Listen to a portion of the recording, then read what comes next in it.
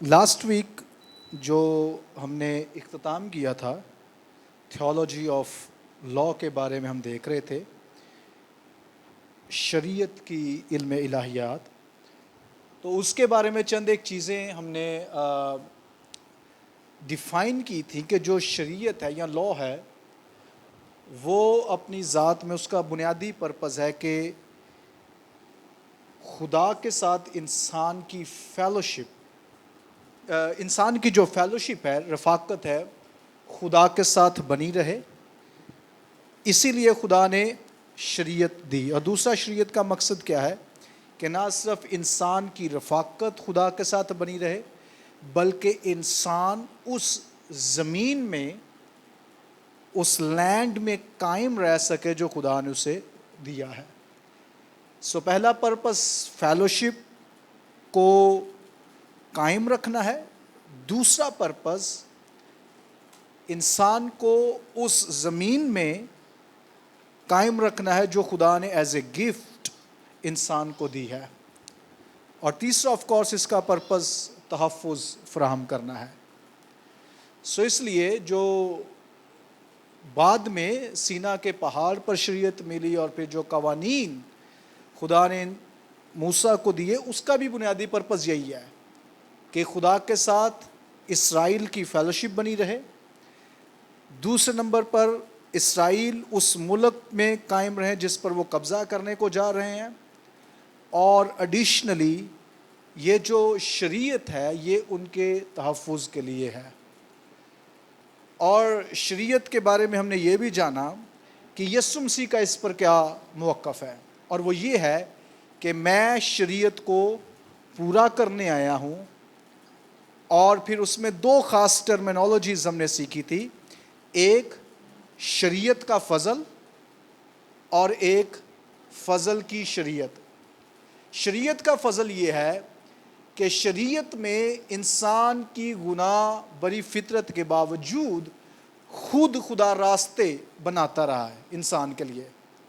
سو یہ گریس ہے. ٹھیک ہے.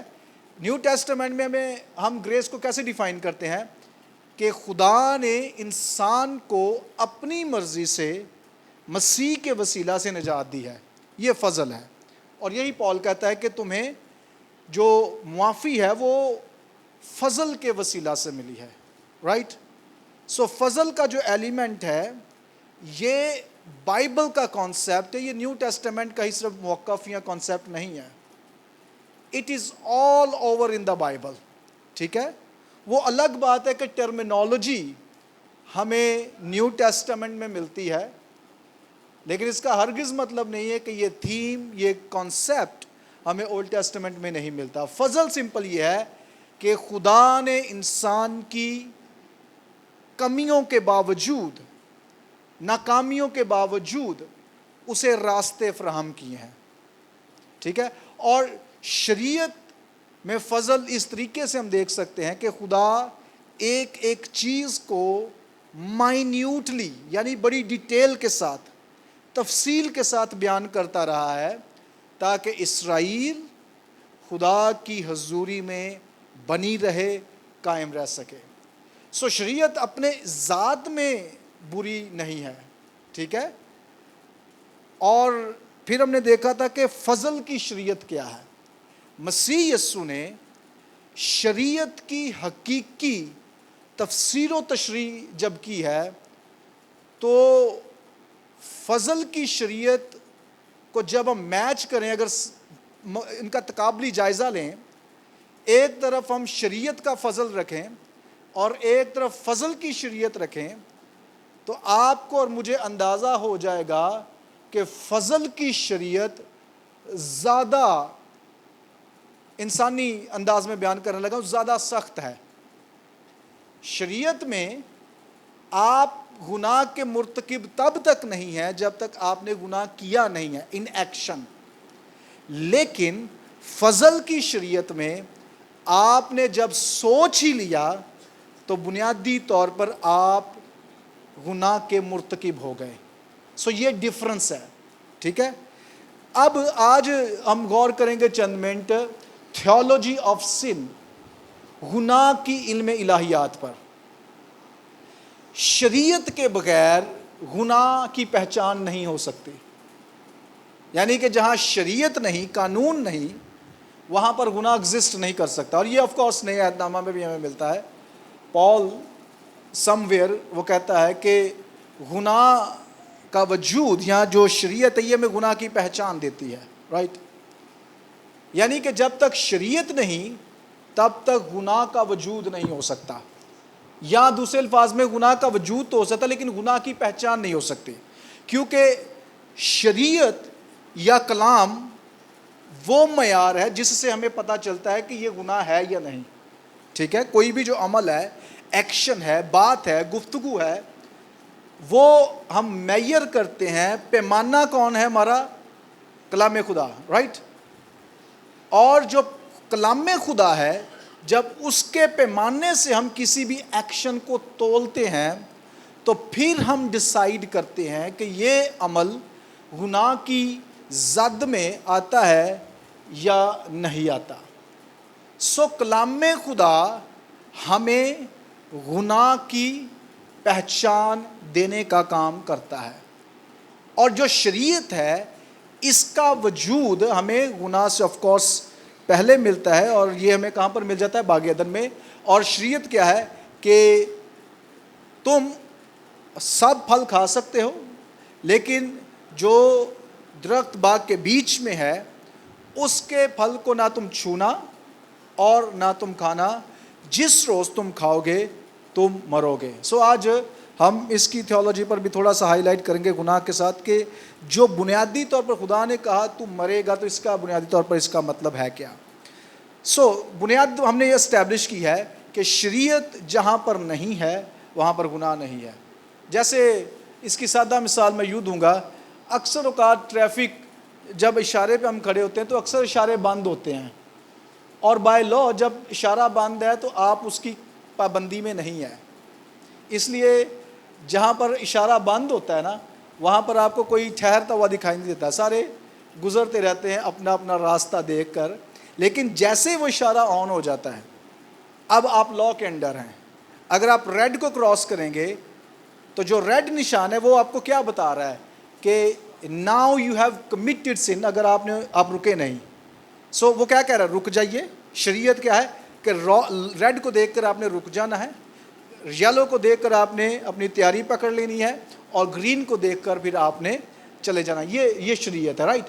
لیکن جہاں پر اشارہ تو لگا ہوا ہے لیکن وہ جل نہیں رہا، لائٹ اپ نہیں ہے، تو وہاں پر بھی آپ نے غور کیا ہوگا کہ لوگ کھڑے نہیں ہوتے، کیونکہ اب آپ اس کی جو قانونیت ہے اس کے دائرہ میں نہیں ہے، آپ اس کے ماتحت نہیں ہے جب تک وہ آن نہیں ہے. سو شریعت کا ہونا ضروری ہے ڈیفائن کرنے کے لیے گناہ کو، کیونکہ شریعت کے بغیر گناہ کی ڈیفینیشن ایگزسٹ نہیں کر سکتے.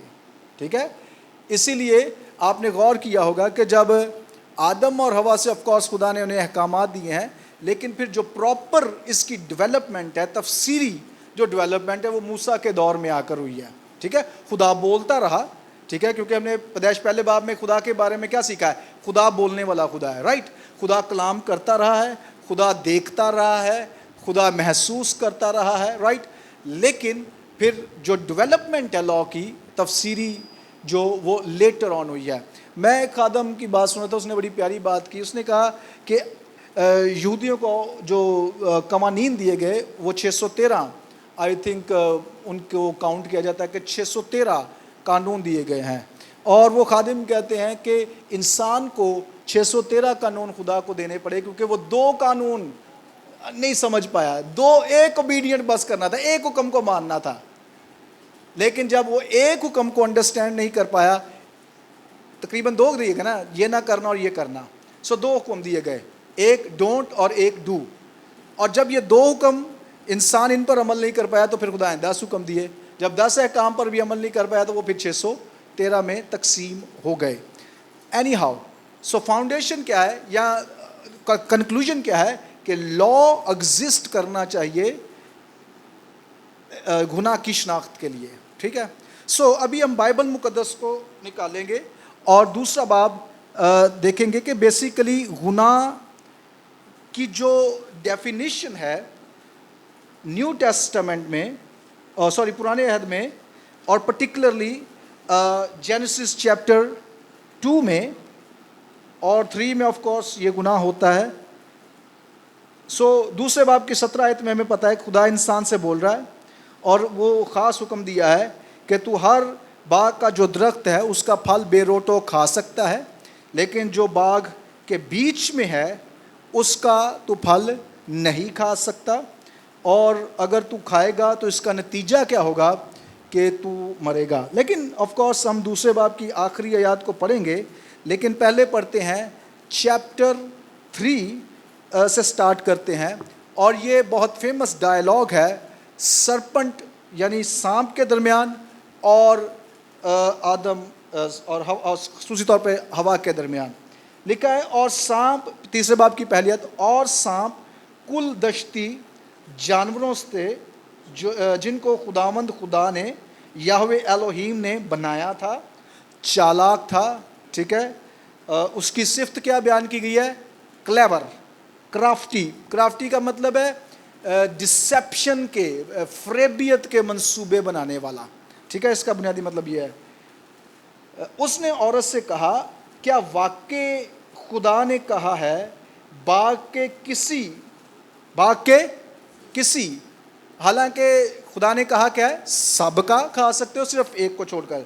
लेकिन यहाँ पर इब्लीस ने खुदा के कलाम को कैसे पेश किया? क्या वाकई स्ट्रेस किया है.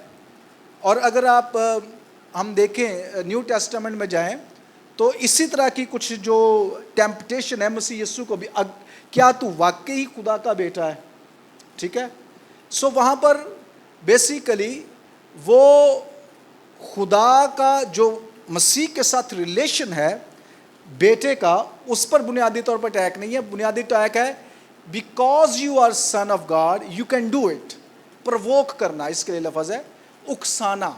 ठीक है, मसीह की जो आजमाइशें हैं वो इसीलिए जब मसीह की आजमाइश को पढ़ते हैं तो वो बड़ी सिमिलर दिखाई देती हैं इनसे. ठीक है, क्या वाकई खुदा ने कहा है कि बाग के किसी दरख्त का फल तुम ना खाना? औरत ने आगे से रिस्पॉन्स क्या किया है? औरत ने सांप से कहा कि बाग के दरख्त का फल हम खाते हैं. ठीक है, पर जो दरख्त बाग के बीच में है उसके फल की बाबत खुदा ने कहा तुम ना तो उसे खाना ना छूना वरना मर जाओगे. Simple, very straight forward. तब सांप ने और से कहा तुम हरगिज ना मरोगे. ठीक है, बल्कि ऑपोजिट क्या है? तुम मरोगे नहीं. ऑपोजिट क्या है इसके? बल्कि खुदा जानता है कि जिस दिन तुम उसे खाओगे तुम्हारी आंखें खुल जाएंगी और तुम खुदा की मानिंद नेक और बद की पहचान जानने वाले बन जाओगे. अच्छा, ये इंटरेस्टिंग है फ्रेजेस. नंबर 1 खुदा की मानिंद, और हमें चैप्टर 1 में मिलता है कि आदम और हवा ऑलरेडी खुदा की मानिंद थे. उन्हें मज़ीद खुदा की मानिंद किसी और तरीके से बनने की ज़रूरत नहीं है, बल्कि खुदा ने खुद बाय चॉइस उन्हें ये प्रिविलेज दिया कि वो खुदा की मानिंद हों. लेकिन जो अगली फ्रेज़, क्योंकि ये तो बड़ी सीधी सी बात है, लेकिन जो अगली फ्रेज़ ना ये ट्रिकी है कि नेक व बद की पहचान के जानने वाले बन जाओगे. यहाँ पर जो लफ्ज़ नेक है इसके लिए इब्रानी वर्ड तोव है, जिसका मतलब क्या है? अच्छा. जैसे खुदा पहले चैप्टर में कहना अच्छा अच्छा अच्छा, और सेकंड चैप्टर में खुदा ने क्या इंसान के लिए अकेला रहना अच्छा नहीं है. तोव, और तोव की जो डेफिनेशन है या गुड की जो डेफिनेशन हमने बिब्लिकली देखी वो क्या है कि ऐसी चीज़ें जो खुदा के पर्पस को, खुदा की मर्जी को पूरा करने में काम आती हैं. ठीक है, वो अच्छा है. लेकिन इसके उल्ट जो चीज़ें या जो काम खुदा की मर्जी इरादा को पूरा करने में कामयाब नहीं होती या लाहासिल रहती हैं वो ईवल है. ये सिंपल डेफिनेशन. लेकिन यहाँ पर जो नेको बद की पहचान है, अब अगर आप चैप्टर 2 में आए, ठीक है, चैप्टर 2 की जो आखिरी आयत हैं, ठीक है, बल्कि 18वीं आयत से पढ़ेंगे क्योंकि नैरेटिव क्लियर हो जाएगा. और खुदा ने कहा आदम का अकेला रहना अच्छा नहीं, मैं इसके लिए ایک مددگار اس کی مانند سوٹیبل, ٹھیک ہے, اس کی مانند جو ایسا ہی ہو, ٹھیک ہے, بناؤں گا. اور آگے جو نیریٹو لکھنے والا ہے آف کورس موسیٰ, اس نے یہ ڈیٹیل جان بوجھ کر دی ہے تاکہ چیپٹر 3 میں جو نیک و بد کی پہچان ہے اس کو وہ جسٹیفائی کر سکے. اور وہ کیا ہے, وہ غور سے سنیے گا. اچھا, خدا نے محسوس کیا کیا ہے کہ آدم اکیلا ہے, اس کی مانند, ٹھیک ہے, یہ لفظ بڑا امپورٹنٹ ہے, اس کی مانند کوئی شخص ہونا چاہیے جو اس کو مدد کر سکے. اور خداوند خدا نے کل دشتی جانوروں اور ہوا کے پرندے مٹی سے بنائے اور ان کو آدم کے پاس لایا. یہ دیکھ رہے ہیں کنٹراسٹ, تضاد کیا ہے. محسوس کیا کیا ہے کہ آدم کی مانند کوئی شخص ہونا چاہیے, لیکن بنانے کیا شروع کر دیے, پرندے, جانور.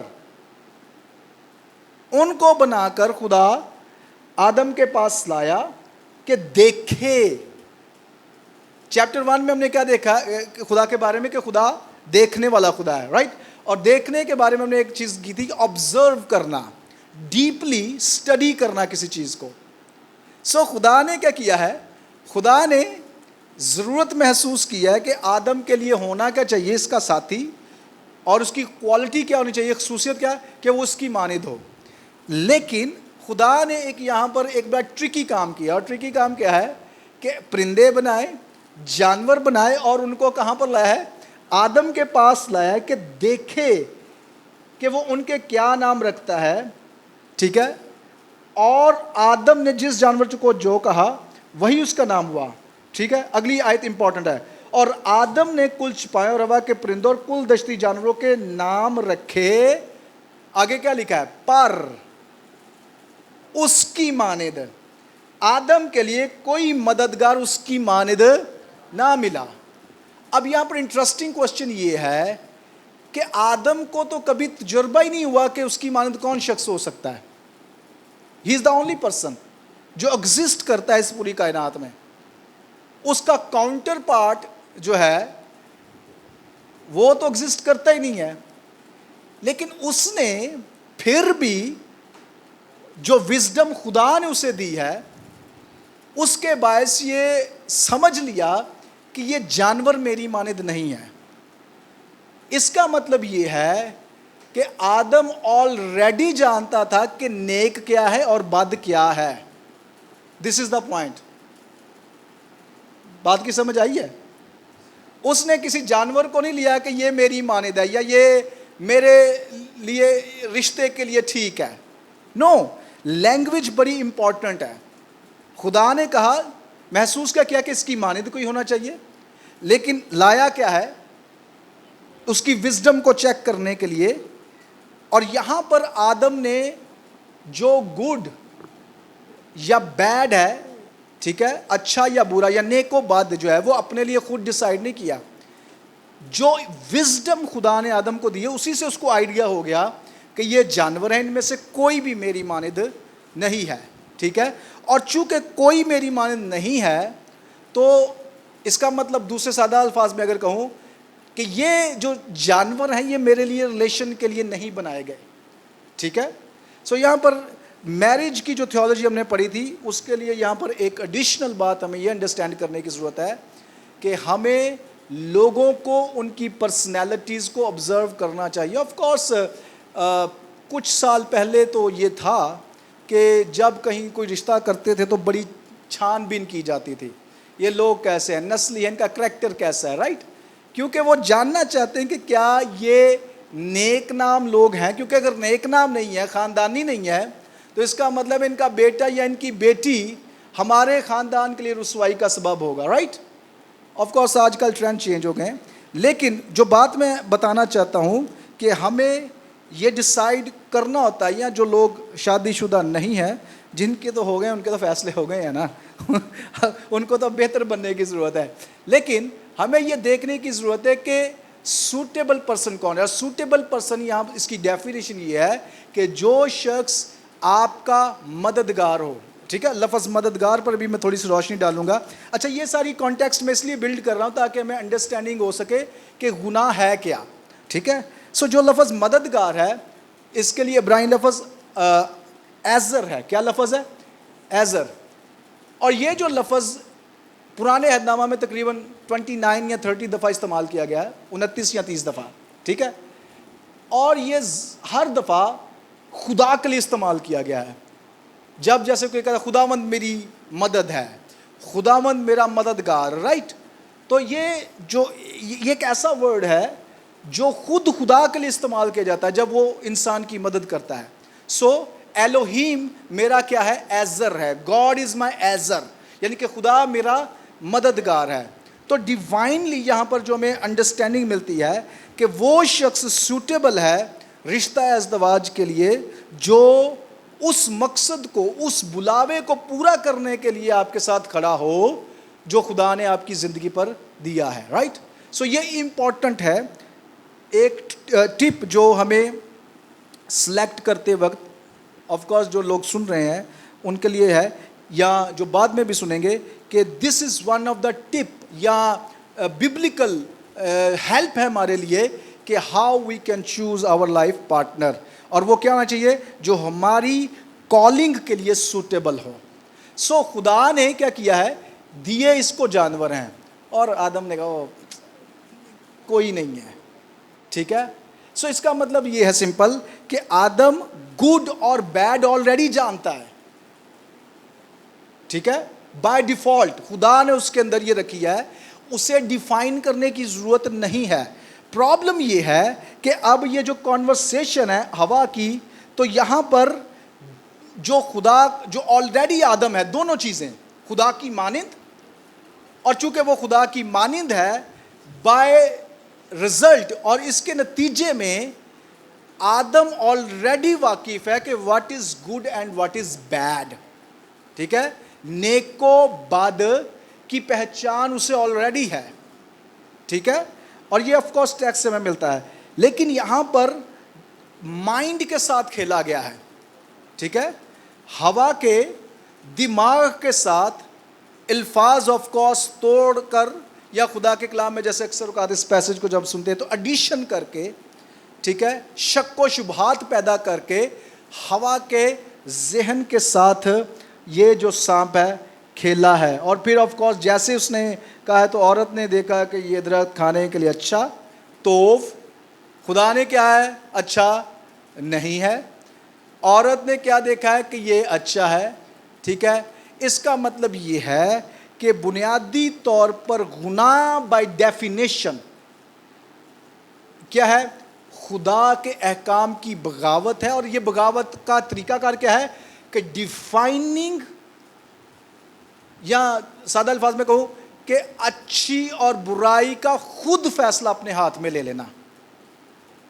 ٹھیک ہے. سو جو جینیسس کی سٹوری ہے اس میں گناہ کی ڈیفینیشن کیا ہے؟ آف کورس میں آگے اس کا بھی ہیبرو ورڈ بھی آپ کو بتاتا ہوں, اس کا مطلب بھی بتاؤں گا. بائی ڈیفینیشن یا بائی تھیم, کانسیپٹ کے لحاظ سے گناہ کیا ہے؟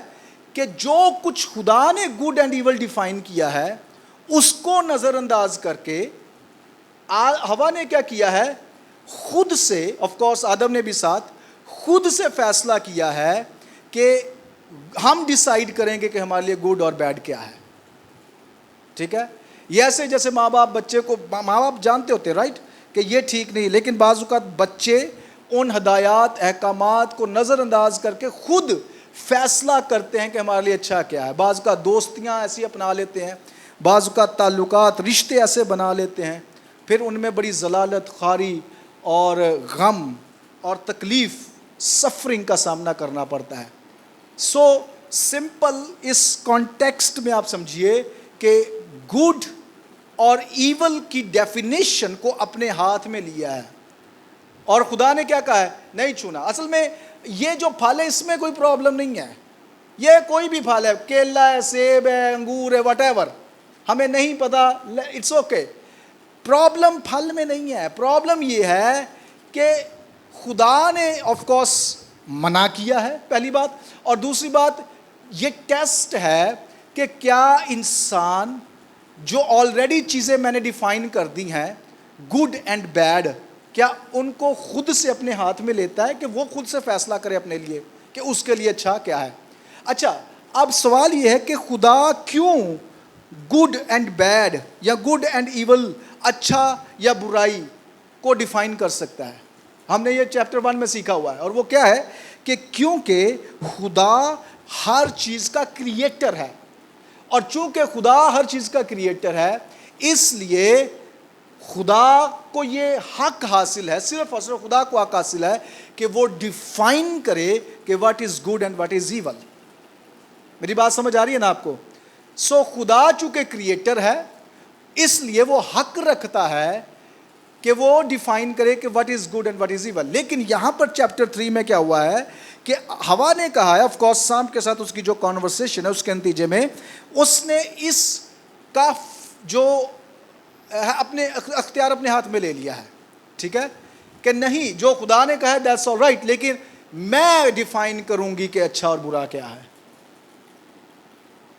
سو آپ دیکھ رہے ہیں اگر یسایہ کی کتاب میں چلے جائیں تو وہاں پر 5ویں باب میں آئی تھنک بڑی ایکسپلسٹ وہاں پر خدا بات کرتا ہے کہ وہ دن سب سے ورسٹ ترین دن ہے جب انسان یہ کہے، اچھا کو برا کہے اور برے کو اچھا کہے.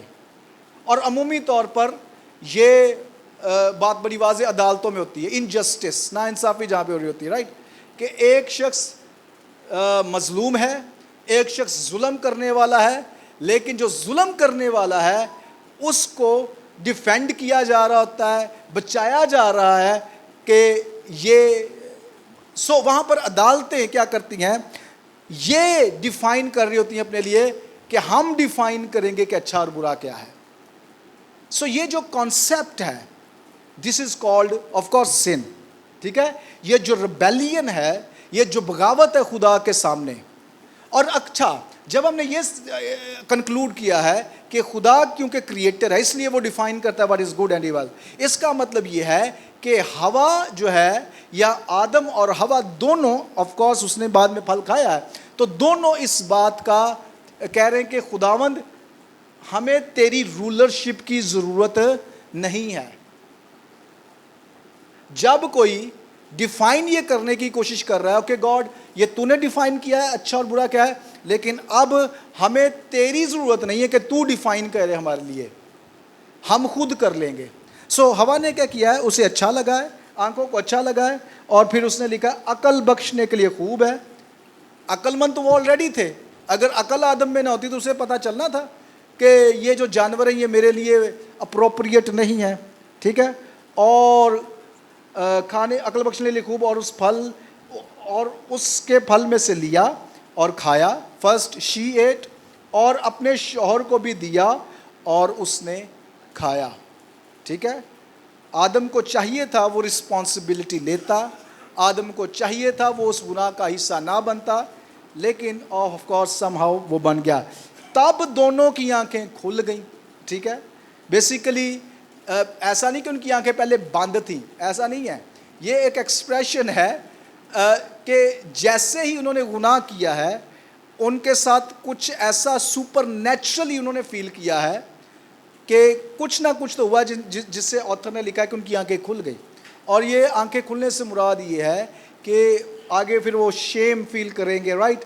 تو بیسیکلی جو کورنگ یا خدا کی حضوری ہے شاید اس سے ان کی جو دوری، وہ جو ریلیشن ہے اس میں ایک درار نے جنم لیا ہے گناہ کے باعث، ریبیلین کے باعث، جس کو انہوں نے فوراً فیل کیا. اور آف کورس پھر ایک آگے ڈائیلاگ ہے، خدا لکھا ہے کہ ہر روز ٹھنڈے کے اور خداوند خدا کی آواز ٹھنڈے وقت میں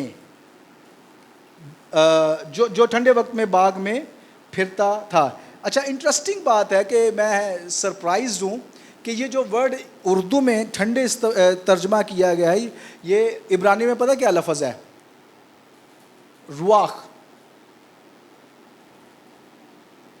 جب ٹھنڈے کا لفظ استعمال ہوتا ہے تو ہم بیسیکلی امیجن کرتے ہیں، آف کورس جیسے آج کل بڑی ہیٹ ہے تو جب موسم سازگار ہوتا ہے ٹھنڈا تو ہمیں کچھ اس طرح کی ایک وہ امیجنری پکچر بنتی ہے، رائٹ، ٹھنڈے سے.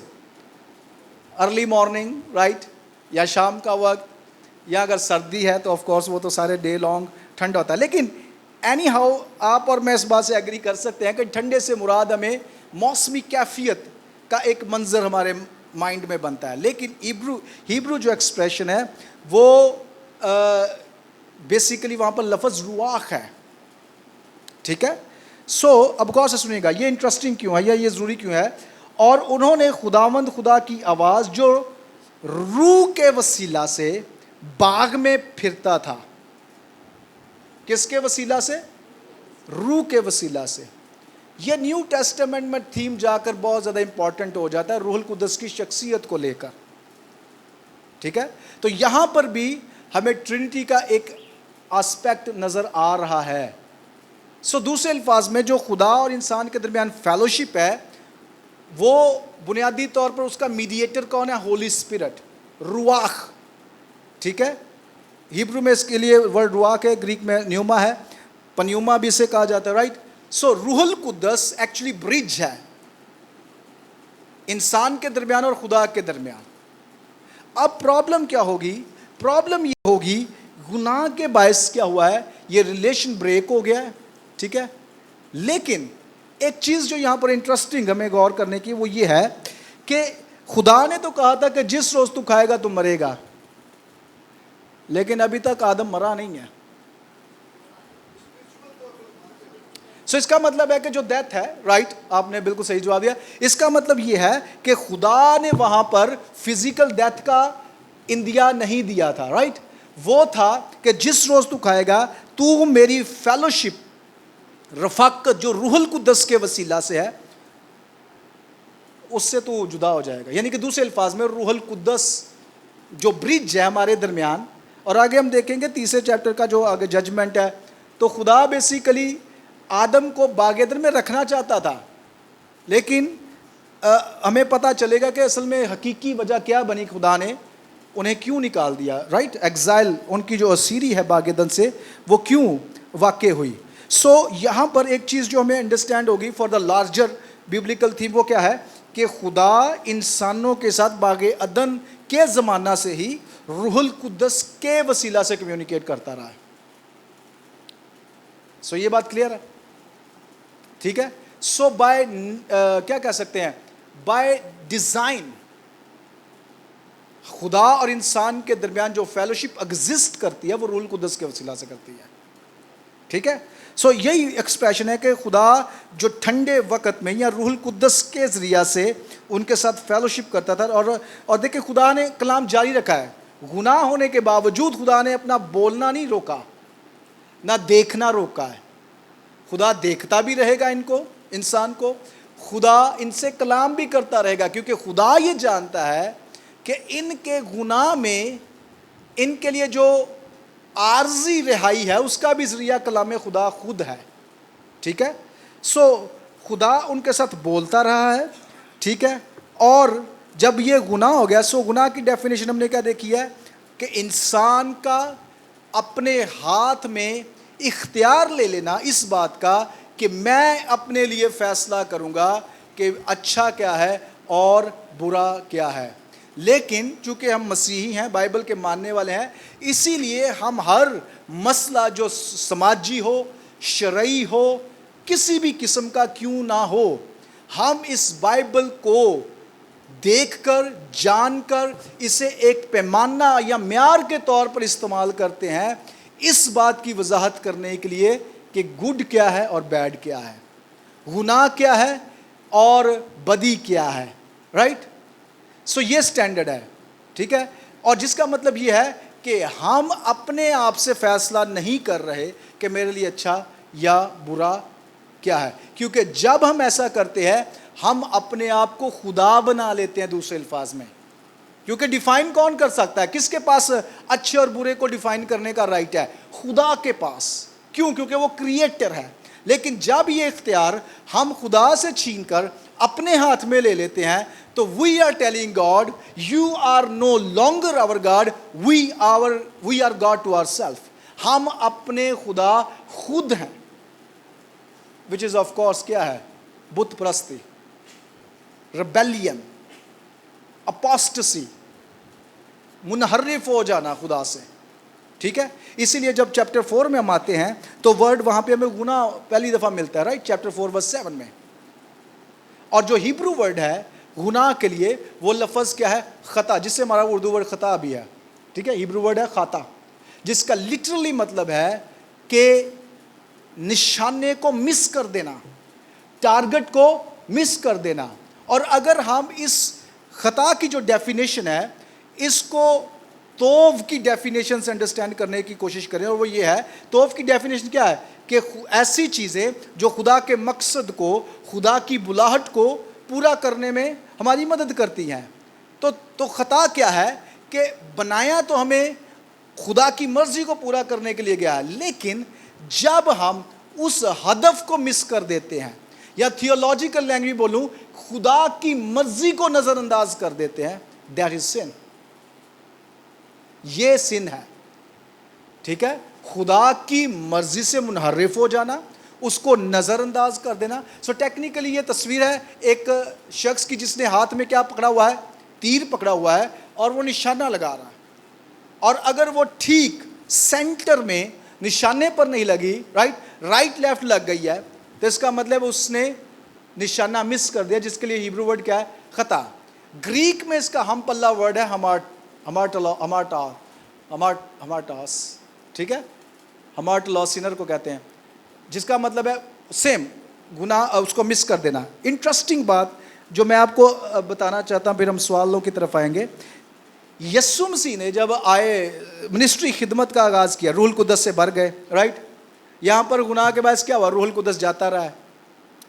مسیح یسوع کے لیے اس لیے روح القدس سے پیدا ہونا، منسٹری کے وقت روح القدس سے بھر جانا ضروری تھا. یہ ایک تصویر ہے ہمارے لیے کہ اب خدا اس ریلیشن کو جو باغ عدن میں ٹوٹ چکا تھا، ٹھیک ہے، وہ اب ریسٹور ہونے جا رہا ہے. سو خدا کا پرپس تو یہی تھا کہ انسان، ہر شخص روح القدس کے وسیلہ سے میرے ساتھ فیلوشپ میں رہے. گناہ ہو گیا، پھر خدا مخصوص لوگوں کو لیتا رہا جن پر روح القدس نازل ہوتا رہا. لیکن نیو ٹیسٹامنٹ میں جب آپ آتے ہیں تو خدا یسوع مسیح کی پہلی جو ورس ہے کیا ہے؟ اسٹیٹمنٹ کیا تھی منسٹری کی؟ توبہ کرو کیونکہ آسمان کی بادشاہی نزدیک آ گئی، رائٹ. جو ورڈ توبہ ہے یہ انٹرسٹنگ ہے، وہ ہے میٹانویا. ٹھیک ہے، جس کا بنیادی طور پر نویا بیسیکلی نواس سے نکلا، جس کا مطلب ذہن. میٹانویا کا مطلب ہے ذہن کی تبدیلی. جو ریپینٹ ہے نا، جسے ہم کہتے ہیں کہ ہم آگے آ کر دعا کرتے ہیں، رائٹ. اور وہ دعا میں ہم کیا کہتے ہیں؟ خداوند میں اپنے آپ کو تیرے حضور لاتا ہوں، میں گناہ گار ہوں، مجھے آج پتہ چل گیا ہے اور مجھے تیری ضرورت ہے، کیونکہ تو میرا شافی ہے، تو میرا نجات دینے والا ہے. اور میں کنفیس کرتا ہوں تیری جو لارڈشپ ہے، تیری جو خداوندی ہے، تو اسے اپنی زندگی پر لیتا ہوں. یہ ریپینٹنس، رائٹ، یہ کنفیشن ہے. لیکن بنیادی طور پر توبہ کا عمل سٹارٹ ہوتا ہے ذہن سے. گناہ کہاں سے سٹارٹ ہوا تھا؟ ابلیس نے آ کر ان کے مائنڈ پہ کام کیا نا.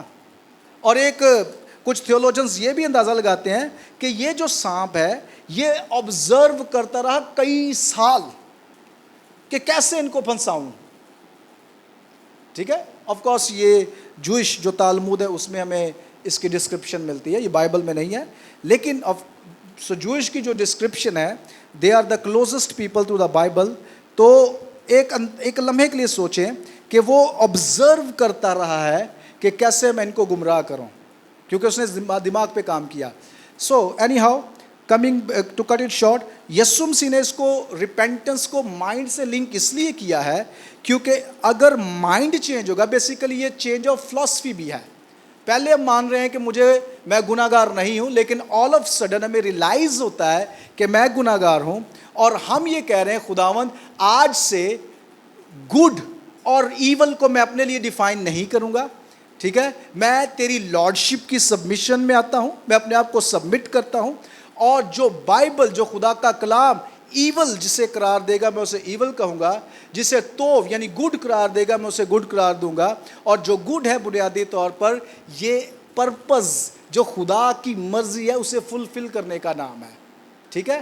سو تھیولوجی آف سن کیا ہے؟ کہ خدا کے منصوبے سے اس طرح منحرف ہو جانا کہ ہم اپنے لیے خود اچھے اور برے کو ڈیفائن کرنے کی کوشش کریں. So all right, thank you so much. ہم اس کو اور زیادہ لے کے جا سکتے تھے لیکن I think that's enough. If you have any question you are free to ask, otherwise will move to the next. اچھا جی, میرا کویشچن یہ ہے کہ ابھی آپ نے کہا کہ جب خدا نے پرندوں کو اور چپایوں کو بنایا تو آپ نے کہا کہ یہ یعنی کہ آدم جو تھا وہ نیک و بد کی پہچان اس کو آلریڈی تھی, لیکن میں نے جہاں تک پڑھا ہے کہ اس کو پہچان نہیں تھی. اگر پہچان تھی تو جب پھل کھا رہا اس نے تو پھر اس کو کیا پہچان ملی؟ کویشچن میرا ایک تو یہ ہے. اور دوسری بات آپ نے کہا کہ اس کو اس کی مانند جو ہے مددگار جو ہے اس کو نہیں ملا تھا, اس نے پہچان لیا تھا. خدا نے تو اسے پہلے ہی بتایا تھا کہ ٹھیک ہے کہ آدم کا اکیلا رہنا ٹھیک نہیں ہے, میں اس کی مانند ایک مددگار اسے دوں گا. تو اگر خدا نے پہلے سے جو بنا لیے ہیں پرندے یا چپائے دیے ہیں, ان کے نام اس نے رکھے ہیں, تو اس کا اس سے تو کوئی تعلق ہی نہیں, اس کی مانند تو تھا ہی نہیں. اس کا تو کویشچن ایسا پیدا ہو ہی نہیں سکتا کہ ہاں ٹھیک ہے یہ میری مانند نہیں ہے. اس کا تو اس سے کوئی تعلق ہی نہیں, کیونکہ خدا نے تو پرندے اور چپائے اسی لیے بنائے ہیں کہ وہ آدم کے لیے ہی تھے, کیونکہ ظاہر ہے کہ وہ آدم میں ان جانوروں کا پرندوں کا ہونا جو ہے وہ ضروری تھا. جی تھینک یو. دوسرے باب کی اگر 18ویں آیت پڑھے تو وہاں پر لکھا اور خداوند خدا نے کہا, آدم کو نہیں کہا, اپنے آپ سے کہا. جو چیپٹر 1 اس کی 26ویں آیت میں آپ جائیں تو وہاں پر بھی کیا لکھا, اور خداوند نے کہا آؤ ہم انسان کو اپنی شکل و شبیہ پر بنائیں. تو یہاں پر خدا دوسرے باب کے 18 آیت میں آدم سے مخاطب نہیں ہے, ٹھیک ہے, آدم کو کچھ نہیں بتایا گیا. انفیکٹ آدم نے خود بھی یہ فیل نہیں کیا, دس از دا فیلنگ آف گاڈ, کہ اس کا اکیلا رہنا اچھا نہیں ہے. یہ خداوند نے ڈیفائن کیا ہے, ٹھیک ہے, کیونکہ God defines what is good and what is not good, ٹھیک ہے. سو یہاں پر پہلی چیز تو یہ کہ آدم سے خدا مخاطب نہیں ہے. جو آدم کی وزڈم ہے نیریٹو میں جو ہمیں ملتا ہے, نیریٹو کو جو ڈیزائن کرنے لکھنے والا بندہ ہے اس نے اس کو بڑا پرپزلی لکھا ہے. کیا لکھا ہے؟ خداوند نے کہا میں اس کی مانند بناؤں گا. اور آخری جو آیت نمبر آئی تھنک جو آخر ہے 24 یہ 20ویں رائٹ, تو وہاں پر کیا لکھا ہے, اور آدم نے سب کے نام رکھے لیکن اس کی مانند اسے کوئی نہیں ملا, ٹھیک ہے. سو اس کا مطلب پہلی چیز تو یہ خدا مخاطب نہیں ہے, خدا نے اسے نہیں بتایا کہ میں تجھے کچھ دینے والا ہوں. سیکنڈ, یہ جو نیریٹو ہے یہ پرندوں کا جانوروں کا لکھنے والے لکھا ہی ایسے ہے کہ God is testing his wisdom, اور اس کا ٹیسٹ کا جو نتیجہ ہے, اور رائٹر یہ چاہتا ہے کہ ہم جانیں کہ ٹیکنیکلی ہی نوز کہ اس کی مانند کیا ہے اور کیا نہیں ہے.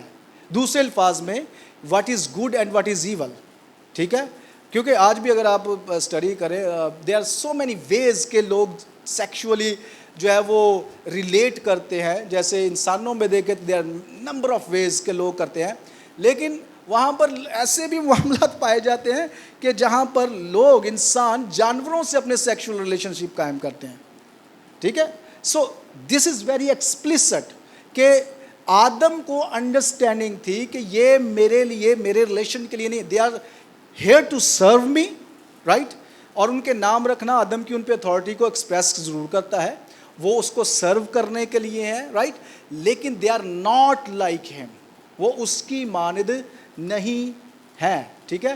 سو آدم اور ہوا آدم پرٹیکولرلی وہ جانتا تھا, ٹھیک ہے. سو آگے جو نیریٹو ہے بیسیکلی جو اس کو بتایا گیا کہ وہ بڑا چالاک ہے, تو اس نے بیسیکلی ٹویسٹ کیا ہے نا, ٹھیک ہے.